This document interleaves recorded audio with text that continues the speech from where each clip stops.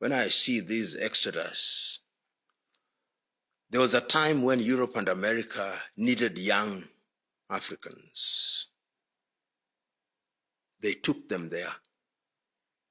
They took them as slaves to work in the farms in the Caribbean and in Europe and in the Americas.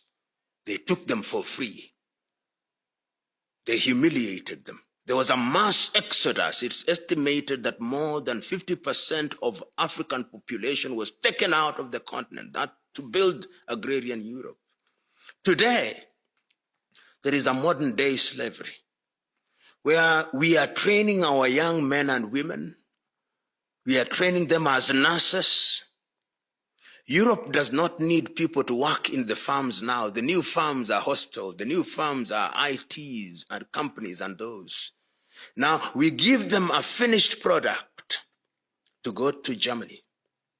They give you green cards and blue cards and all these other cards to go and serve in Australia, in Canada, in the United States of America, in Europe. You are abandoning your country that trained you. And then you wonder why Africa is not realizing our potential. Is the problem solely theirs? We are part of the problem. We in Africa are part of the problem. Our young men and women are trained, then there are no opportunities. You train a doctor and you can't employ. You train an engineer and there is nothing because you are importing everything from China, so there is no engineering work here. You train a nurse, then your leaders, when they are sick, they go to Dubai or go to Germany or go to South Africa. They don't want to be treated by young men and women who have been trained as doctors. We must, particularly those who are in positions of leadership, are under a duty to ensure that they create opportunities, because we elect them into office to do exactly that. In agriculture, look at a country, little country like Israel.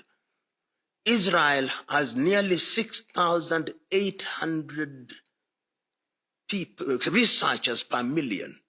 In Kenya, I don't think we have 350. And the population of Israel is no more than 9 million. They are researching in agriculture, in health, in education, in artificial intelligence. Here, we don't have money for research. Our universities have become glorified certificate issuing institutions where little research goes on. Then we wonder why we can't create employment.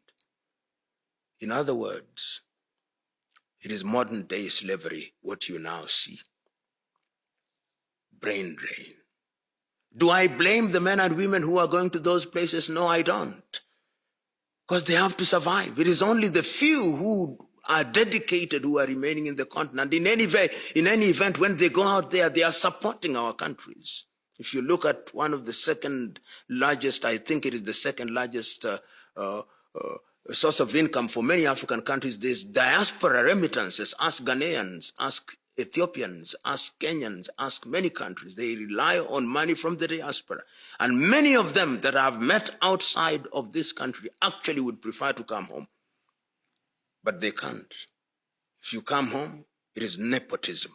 If you come home, mediocrity is what is dominant. If you come home, you are given salaries which cannot feed you for one day. If you come home, you are beholden to some politician who does nothing and earns money as much as the President of the United States of America in an economy that is many times smaller than the United States of America.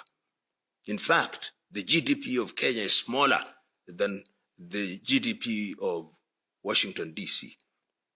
Smaller than the overall takings of Coca-Cola.